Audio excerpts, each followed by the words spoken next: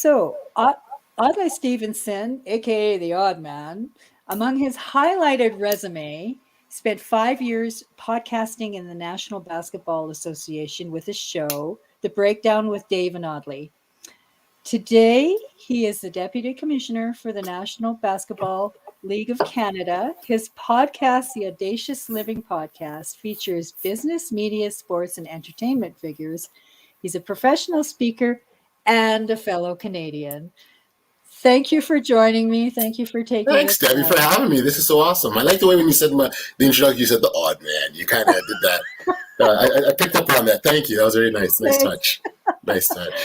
Thanks. So I have to ask you, because everybody seems to find one or two things that are their passion. So why basketball? What drew you to the sport?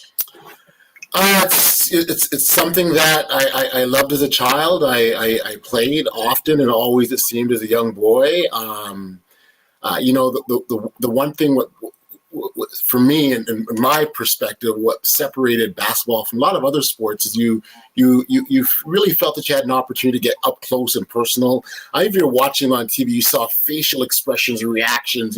They weren't hindered by helmets or anything like that nature. And I thought early going, the NBA did a really good job of selling personalities. And it really gave you an opportunity to meet players and understand them and laugh with them and smile with them and, feel sad with them and all sorts of things. So there was a connection. So I thought they always did a really good job of connecting with fans. I've always had an appreciation for the sport. In my early days as a young boy, I loved watching Magic Johnson, the Lakers, and it was just this attraction and appeal, this razzmatazz, fancy passes, and just made it look really, really exciting. That's kind of where it started with me, and I just have always sort of been in that realm and always in that space. And as time has gone on, I'm talking sort of my teenage years as I was growing, the reality's got to set in that, I wasn't going to make the NBA and be NBA star, but I still love the game. I still appreciate the game. I still love watching the game. I still love being a part of the game. And I've been blessed and fortunate enough to be able to find a connection to it, even in my adult world and my professional life. So, you'll oftentimes hear players talk, well, the game's been good to them. Well, the game has been very, very good to me as well. And I'm blessed to have the opportunity to be a part of it the way I am. And I understand the National Basketball League, it started during the NBA lockout year.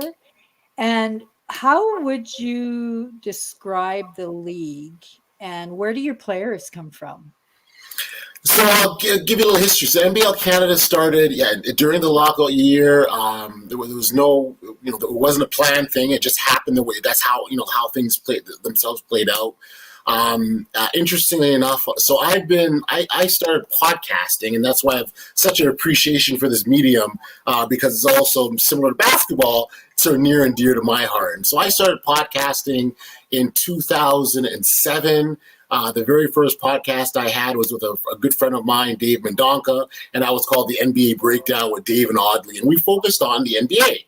And we talked to players, we interviewed players. We had, we were one of the early, I'm not going to say we were the very first podcast, but we were probably, in that top 5 of podcasts that were credentialed by the Toronto Raptors. So we were giving media credentials, and we got to interview players in the locker room and got to go to practices and all these sorts of things. And so we were having a lot of fun, right? More than anything else. And, we were moving along nicely, and then lo and behold, a lockout happens. And it sort of caught us guard because we weren't really prepared. Everything that we had done had been focused around NBA content. And it's really interesting. I want to make a distinction because now, given social media and the availability of information and all these sorts of things, the players weren't as accessible as they were today as they were back then as they were now. News wasn't as readily available.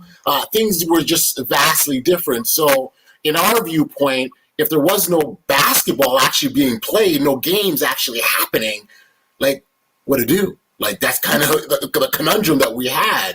Again, if NBA locked down, now there's lots and lots and lots of things that still could be done. It was very different back then with no social media and the social media to the degree that it is today. So the NBL Canada starts along, and we're like, hey, there's a Canadian basketball league that's starting in its inaugural season. Let's find a way to be a part of it. And I came on board as a volunteer, and I was essentially wanting to be a part of something new, something special, something that was exciting. And I was looking to take what I was doing in this whole world of podcasting around basketball and bring that to NBL Canada. So I actually started an NBL Canada podcast called NBL Canada Live. And so that was my second podcast now that I got into. And this is still, we're only talking about 2011, and I'm working on my second podcast, right? And so we did that, and that sort of expanded, and throughout the years, my role with the league changed, and it evolved, and it grew, and I took on more responsibilities, and it was great to be a part of. The exciting part for me at that time was that the league was providing players an opportunity, and we're talking about players, Canadians as well as Americans, who were interested in being a part of their dream. So similar to me, I had that dream of being a professional basketball player. Mine didn't come to fruition, but for another Canadian player, that option was there. And one of the things that I'm really proud about the growth of the league is back then, and this is more a testament to the sport of basketball here in Canada, but in year number one of NBL Canada, there was a requirement that only two Canadian spots were designated for players. So, players, to go to your earlier question where players come from, they come from all over the world. They can, whether Division I school down south in the U.S. or maybe you're overseas, you can come from virtually anywhere. And we were getting that notoriety as time has gone on as an opportunity for people who were maybe weren't good enough to make the NBA, didn't. Oh, it just lost your audio there. So that was kind of what the league did in terms of an opportunity. And again, that's when we talk about where players came from. That's just one of the places. And so you added to that, you now have a platform for Canadian players who are chasing their dream to go pro. They had that option as well. So we started off with 2 players. It's now 5 per roster is the minimum. A lot of teams go with a lot more, and that speaks to the growth of the game here in Canada. You look in the NBA, there's 30 Canadians that are playing in NBA right now, which is a big deal. Mm-hmm. That shows the strength of the game and the growth of it overall. I imagine, you were a volunteer in the first year. Yes. So what was your capacity? And I imagine there was a lot of growing pains because starting a new league is a very bold move. Yeah, it really is. Debbie, I just sort of availed myself, and I sort of said, whatever it is that, I can do, however way I contribute, however way I can help, I want you to know that I'm here. And so, I was doing things like creating content, and whether it be videos or audio or the podcast. I got into doing some writing. I started doing communications with the league. I started doing press releases, and this is over a course of time. I was doing a bunch of things, and it just sort of added on. And then in 2017, the board of directors appointed me the deputy commissioner of the league. So now I'm in an executive role, an executive capacity with a league that I started off as a volunteer. And then this past April, my title has changed again, and I'm now the vice president of basketball operations for the league as well. So, for me, it's a really great story in terms of, from a standpoint of just sort of perseverance and, finding a way to connect to the things that you love. I had the privilege to speak to a lot of students, and whether in sport management programs or different types of college programs or university programs for that matter. And I oftentimes talk about the fact that, it's important to find ways to stay connected to things that you love. And, early on, it's not always going to be about getting that job, that dream job, and sometimes you got to work to it. I can tell you from my perspective, when I came in as a volunteer, I had no idea that where I'd be sitting today would be the end goal or the final. It would end up there. And so, it's been a wonderful ride. I think a big part of that is just that I've been very open. I've been appreciative, and I've been honored to do as much as I possibly can, because you're absolutely right. Starting a pro basketball league in the early going is very difficult, especially in a country that's driven by hockey. Like, we're still a hockey country, and as great as the Raptors have been for the last several years, and winning a championship and all they've done to elevate the game of basketball, it wasn't always that way. We weren't always mainstream. There was a time where not every Raptor game was televised, as an example. And that just shows you how far we've come as a country behind what I think is the best game on the planet. So getting back to the Raptors, how can you even put into words how much their organization means to grassroots basketball in this country? Yeah, and even in the U.S. It's funny, because I was thinking the other day, there are generations. So, for example, my son's 15 years old. There are a generation in his age group that only know the Raptors to be a playoff contending championship team. For those of us that know the history of the organization, will know that that wasn't always the case. We know that there were some really, really tough years. We know that there were those that questioned whether or not the game had any legs here in the country.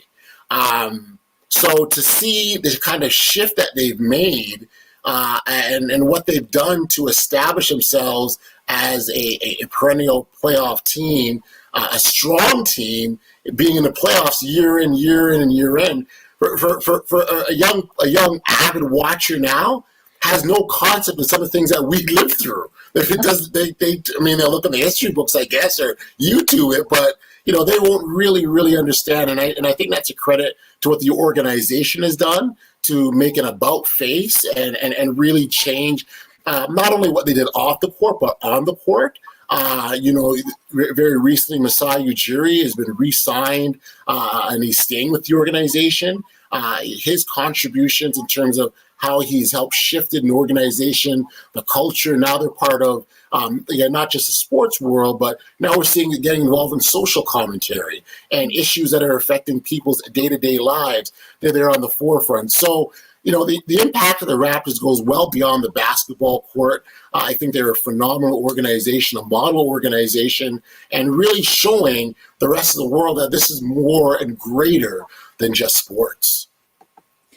I remember when I was the president of the Prairie Football Conference of the Canadian Junior Football League, and what my toughest thing to do was suspend players for bad behavior.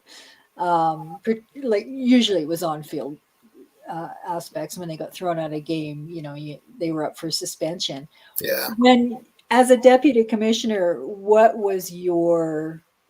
has been your toughest task to do?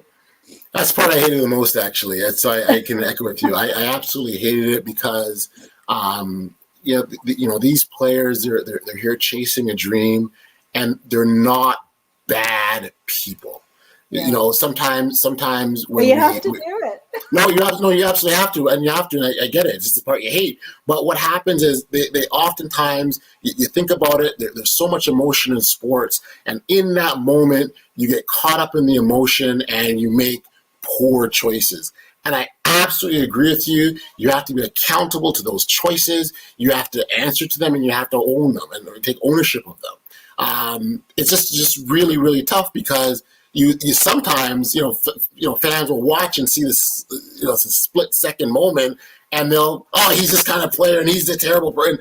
And it's not really that's not the case at all. It's just in a moment where the really poor choice is made, and it's not a condemnation as to who they are or their character or what who they are as individuals. They all have families. They all have people that love them. They all have people that support them, and they just made a really, really bad choice. And so, yeah, I agree with you. Suspending players was the absolute worst thing. I hated it. I didn't like to do it, but I also recognize that it was a necessary component of the job. So I agree with you on that one. Good. I feel better now. Did you have a special way you did it? Did you have a technique, or did you? I just had the philosophy: if you get yanked, you lose the game. Yeah. That didn't matter who it was. And of course, when there was players from my own team, yeah. Oh my God! Of course, I'd be riding a bus with them, right? Yeah. No. I hear you. I've been in that scenario more times than I care to. Be begging, please don't suspend me. So one of the things that we started to do at the very beginning of the season, we would sit down. Started a couple of years ago, where we sat down with every single a few years now. We've been doing this now, whether it be a training camp or whatever, and we talked about what's important to the league.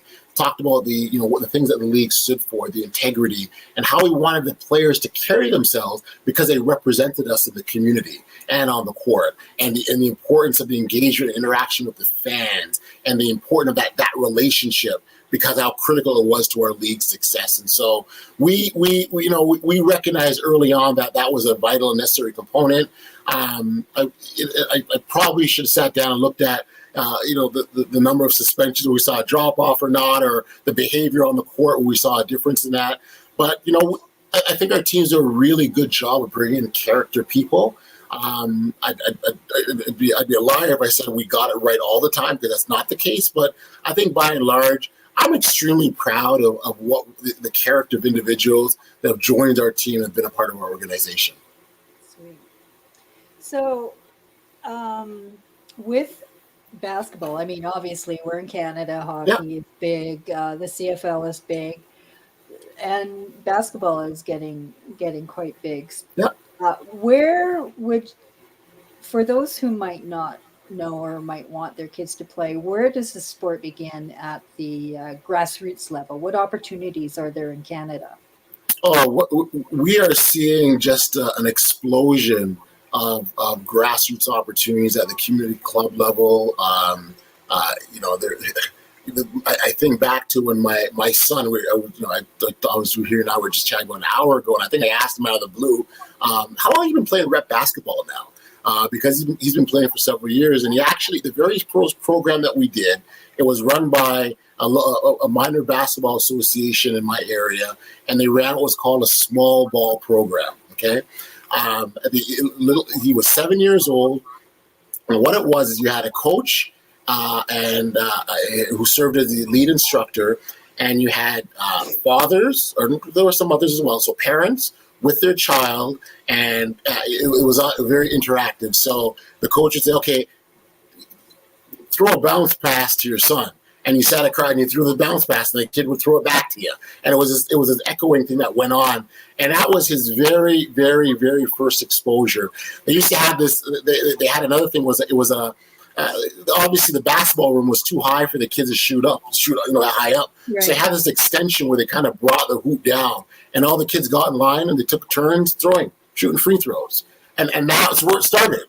It was very, very. So you talk about at the grassroots level. That's where it started, and from then he played in a house league program, and that was a bit more competitive.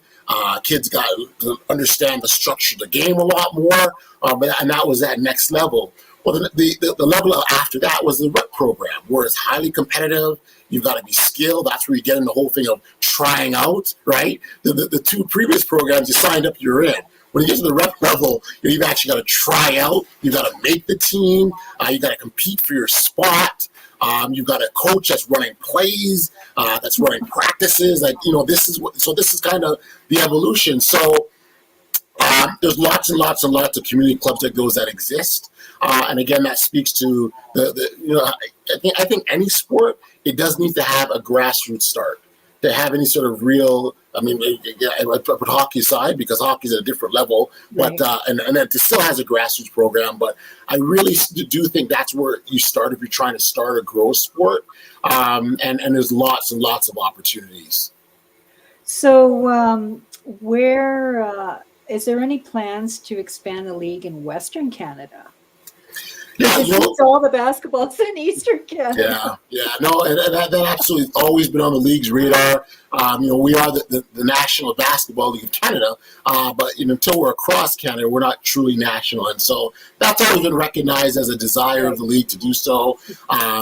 The way we view it is to expand out west. Would probably need a couple teams to do so, and literally create a Western division.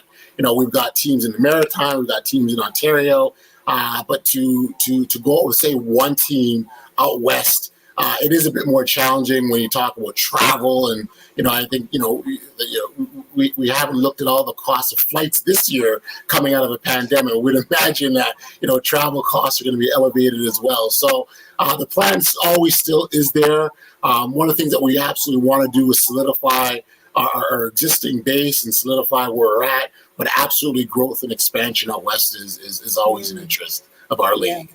Yeah, it is interesting, and I see that with lacrosse too, with the minor pro levels of lacrosse, where Vancouver, there's hot spots across the country where it's the most popular, right? That's right. No, you're absolutely right, and so it's again. It's certainly some place we want to be and we want to look at, and it's going to take time. But it's funny. We're going into our 10th season, which we proudly say that we're Canada's longest standing professional basketball league. Yeah. But but when you have that sort of title, if you will, that means not only have you been around for a lot, but you've seen a lot and you've gone through a lot. It certainly hasn't been an easy road. There are ups and downs. The NBA, is an example.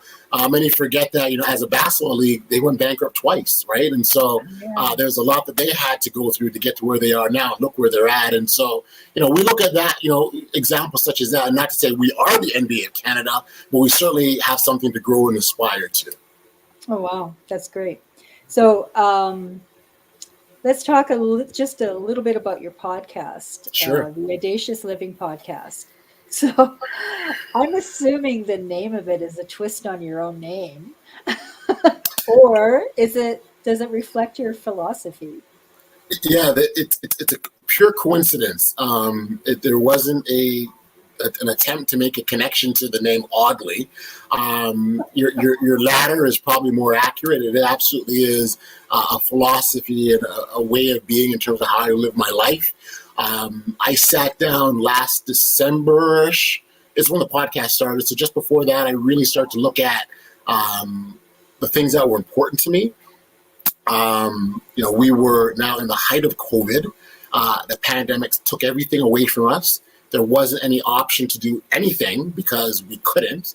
And I felt that I needed to do something not only for my own benefit, for something I wanted to sort of share with the rest of the world and sort of how I could serve others. And I really started to do some really a deep dive into myself. There's an expression, a Swedish expression, I talk about finding the red thread. And so I started to look for that red thread in my own life and the things that mattered to me and the thing that continued to be pervasive and common in everything that I've done. And the theme of audacity is what sort of rang through. I look at every sort of major success, every major accomplishment. It was as a result of me being audacious and taking that bold first step. We talked about NBL Canada. Well, if I wasn't audacious enough or bold enough to say, hey, I want to volunteer and be a part of this league, I wouldn't be where I am today. So every major accomplishment for me comes out of that trait. And that's kind of the starting point. And I really start to look at, okay, when we do take that first step, when we do decide to make that decision to be audacious, what's the ripple effects? What's the impacts? Well, we can impact others in profound ways. solely by being true to ourselves. When I say being true to ourselves, we're being audacious. We are being true to ourselves and doing the things that we're meant to do. I truly believe, Debbie, that we all are destined. We're all supposed to be doing something on this planet, and it's up to us individually to take that time to understand what that is. But when we identify that, that's where the work starts. The work really starts, because we got to actually do it and take action, right? So there's some internal work for ourselves, but then the external work starts. And I truly, truly believe that once we are bold enough, audacious enough to take that risk, to take that chance, to be who we're supposed to be, not only impacting those around us because they're seeing what we do, right? And we're giving them courage. Let's say, for example, Debbie, wow, I've you're someone out there that, hey, I'd love to start a podcast one day, but I don't know if I really can do it. And here you are, there's Debbie doing her thing. You got Audley over here doing his. Well, maybe I can do it too, right? Yeah. But we were only able to do those things because we were bold enough to step out there and take that risk, take that chance, be audacious. So that's really in a nutshell, that's, the podcast is all about. I have the good privilege of sitting down with all sorts of really smart people, some brilliant people who care as much as I do about making this world a more audacious place. And they leave lots of great learnings, insights, how to overcome fear, how to be more courageous, how to take risks, how to look at ourselves and be a better person, things like compassion, kindness, love. These are all things that feed into the theme what we share on the Audacious Living Podcast. But I think for me, one of the more foundational pieces is a point around our inner greatness. We all have an inner greatness that lies within us, and it's our responsibility to unlock that inner greatness, because when we do so, the impacts that we have on other people around us is profound. And so that's what I was led to do, and that's what I've been doing. We just did 51 episodes, and quite proud of the work, and lots of good stuff more to come. Wow. So either with your podcast or your basketball experience, without naming names, tell us a story that has really touched you regarding the sport, the impact of sport. That's a great question. Impact of sport. I know you probably have 1,000 stories, but is there one that you can find that? Yeah, no, it's a really good question, because I'm going through this mental Rolodex of just I think even when you look at professional sports, where it oftentimes starts, it's a dream, it's a wish, it's a hope, it's a desire. And I don't think athletes get enough credit for the work that's gone on in the back end, in the unseen hours, in the early mornings and late nights, the sacrifices, the sacrifice of family members and loved ones who are supporting this dream, who are supporting this vision. We oftentimes look at the end goal, right? Whether it be on draft day when you got your name called, or when you're hoisting that championship because you won. That doesn't speak to nearly. That's not even a fraction of all that's gone on. Whether they be setbacks or injuries. I mean, every athlete who I've ever spoken to has probably been cut from a team, who has probably made a goal, has missed a shot, has not aspired to the thing that they were after, but they still persevered. They still pushed ahead. They still didn't allow that moment to define who they are. I had the good pleasure, not directly related to basketball, the good pleasure of speaking with Alison Levine. And Alison Levine is an adventure rock climber. And in 2002, she led the first female women's expedition up Mount Everest. And the goal was to climb Mount Everest. And it got lots and lots of media attention. The Ford Motor Company was a sponsor. The world was watching minute by minute updates as they made their way up to ascend up Mount Everest. The climb itself, the expeditions of those natures, they take about 2 months. It's not an overnight thing. It takes a long time to climb up the side of Mount Everest. And with the expedition, after about 2 months, a 2-month long expedition, they got within a few hundred yards of the summit, at the top of the mountain, and they had to turn around and stop because the weather conditions were terrible. And here you've got the entire world watching you. Everyone's cheering you on, and you have to take a step back and stop because you can't go on any further. And to know that, that becomes the focus. And that becomes, you didn't make this goal, or you failed this, or you didn't meet you didn't meet what you're after. Not recognizing all the things that had to get led into got you to the point that you got to. So sure, the last few hundred feet to the summit is your goal, and you get up there and you say, yeah, I made it to the top. But that doesn't wipe away everything else that's gone on. It doesn't take away the journey and the process. And I think that's where our emphasis really should be upon the learnings that take place on that journey to the top of the summit.